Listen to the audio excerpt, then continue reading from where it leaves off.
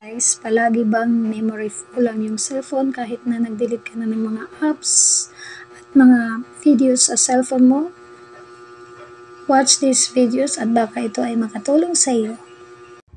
Una ay pumunta ka lang sa iyong Play Store, then click ang iyong profile, click Manage Apps and Device. Then i-click yung Manage. Click down yung nasa installed at i-click mo yung not installed.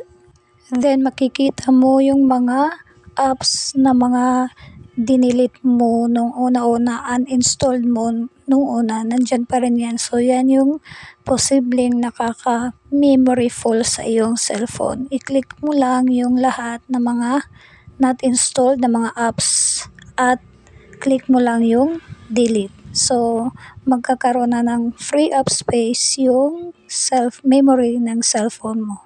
At yan nga, kung mapapansin ninyo ay marami-rami rin akong na-uninstalled ng mga apps. Kaya nga, na-uninstall ko kasi palagi nilang memory full yung cellphone ko. So far, nakatulong naman yung pag-delete ng mga not installed na mga apps dito sa aking Play Store at nagkaroon ako ng 163 MB space sa aking cellphone. So, mayroon na naman akong masisave na mga videos at pictures.